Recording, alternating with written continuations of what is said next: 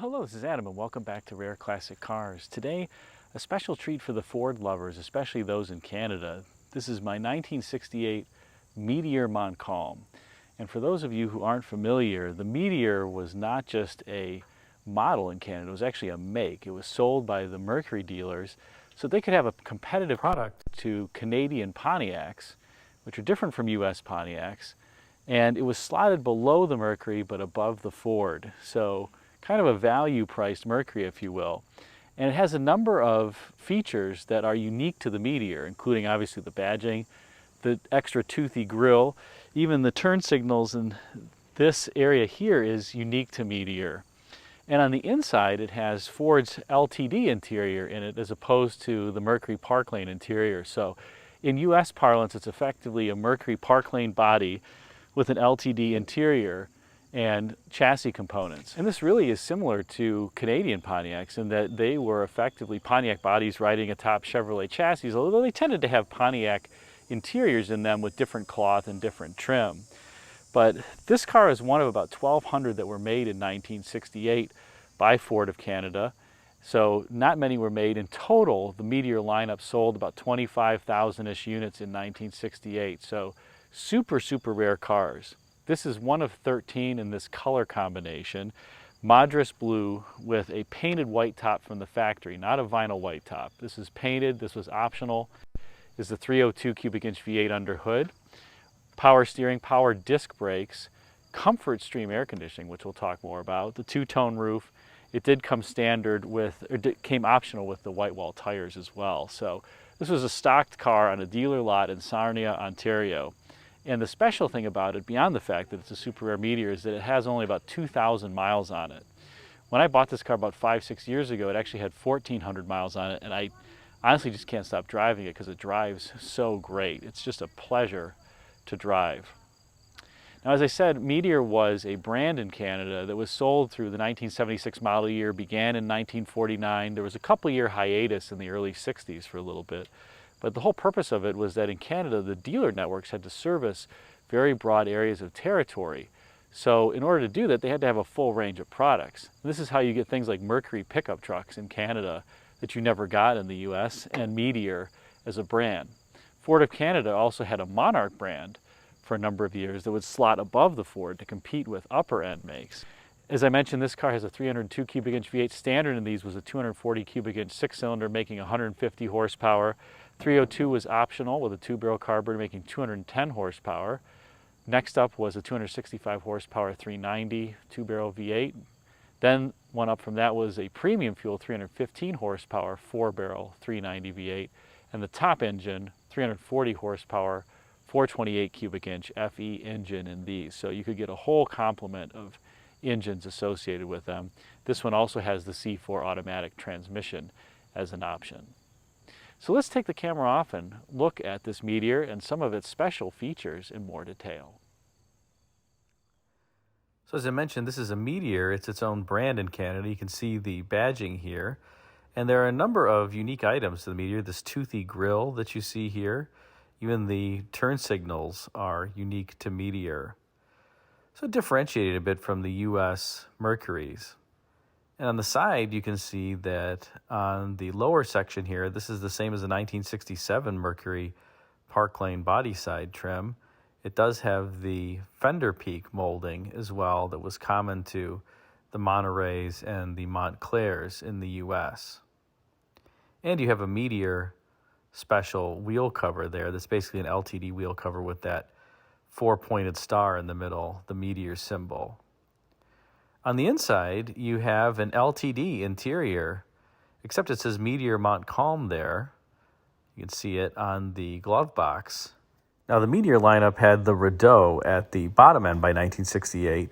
The Montcalm was the mid-level Meteor, and then the Lemoyne was the highest option, equivalent to the LTD Brougham in the U.S.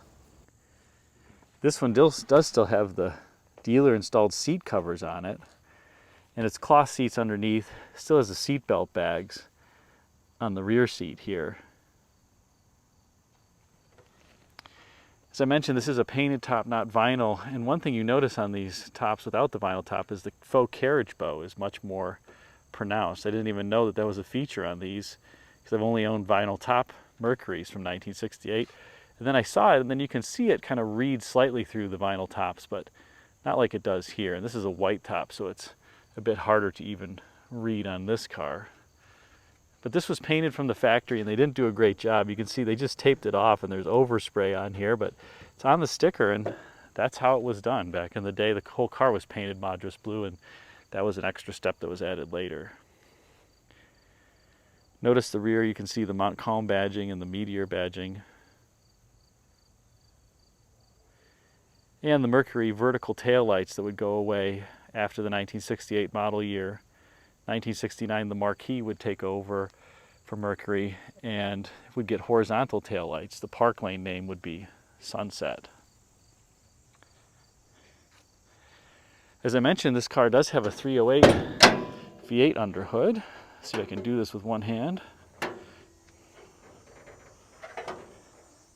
And it looks so small in the engine bay there, but that's it. This car still has its original plug wires, distributor cap, radiator hose. It says Fomoco on it. Radiator. I've changed the coolant, changed obviously the oil, the transmission fluid, power steering fluid, brake fluid, all the fluid changes. Original master cylinder still on it.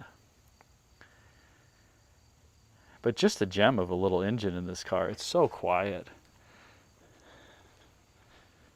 Here we go. We'll do the famous reach-in start.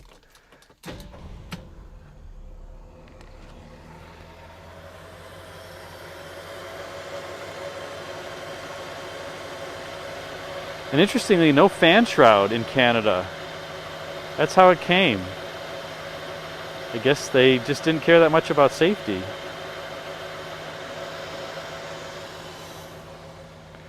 Standard mirror, manual adjusting mirror.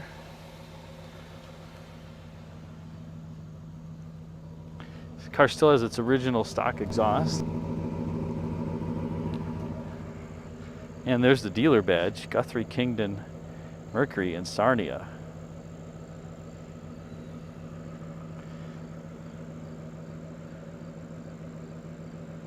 Just whisper silent.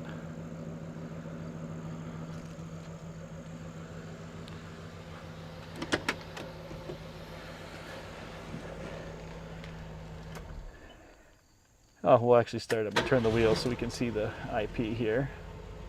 There we go. So as I said, it's a Ford LTD Galaxy instrument panel. This one has the Comfort Stream ventilation, which enables you, when you turn the fan on, it'll blow air out from these upper vent outlets toward the driver. If you pull this lever that says Comfort Stream, this is for the right air vent, and then down here is for the left air vent. Notice this car only has pedal trim on the brake side. If you got disc brakes, this was the only pedal, but no chrome trim on the accelerator. It does have an AM radio as well with a manual antenna. You can see the LTD style door panel here and the shoulder belt.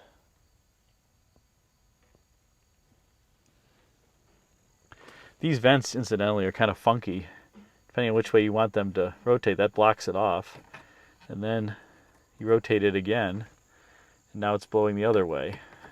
I thought that was kind of a strange adjustment.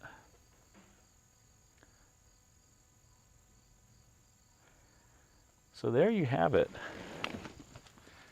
One of about 1,100, 1,200 made, one of 13 in this color. And just a spectacular car, finished in Madras blue. I think one of the best looking four-door hardtop cars out there. I love the roofline. Check out that overhang in the rear.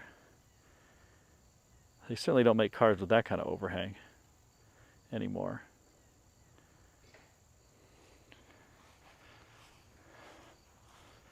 Let's close it up and take the car for a ride.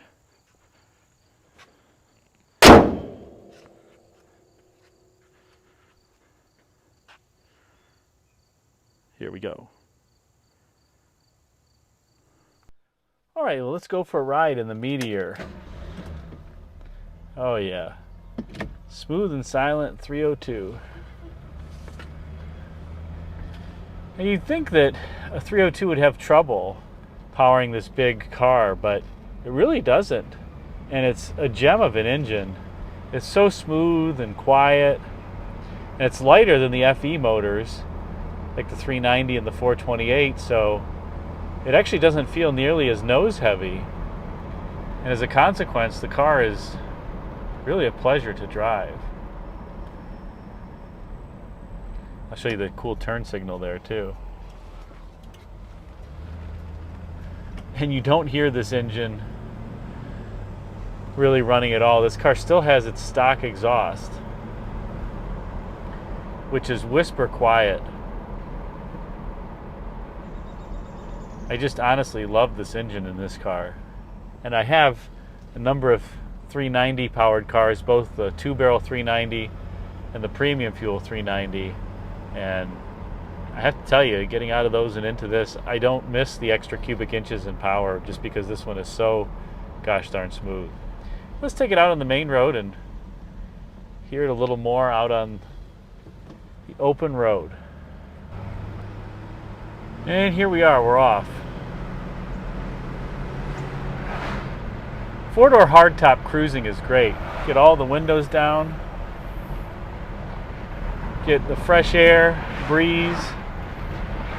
Doesn't get much better. People poo-pooed four-doors for the longest period of time, and they still do, saying, oh, that car's got too many doors. No.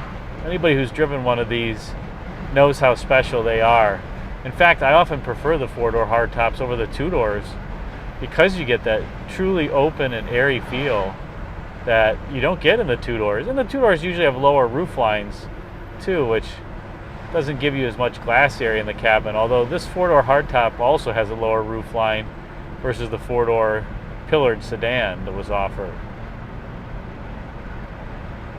But the best adjective to describe this car is just smooth or silent.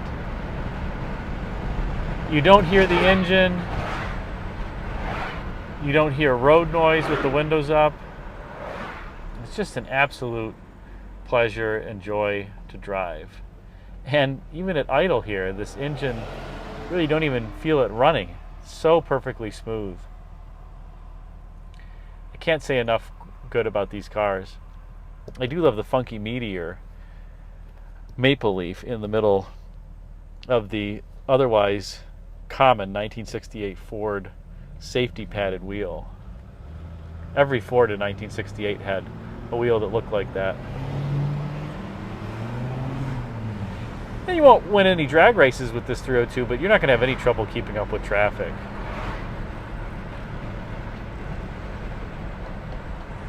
So overall, if I would have bought this car in 1968, I would have been extremely satisfied.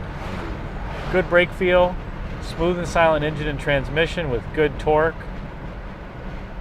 little road noise, good comfort.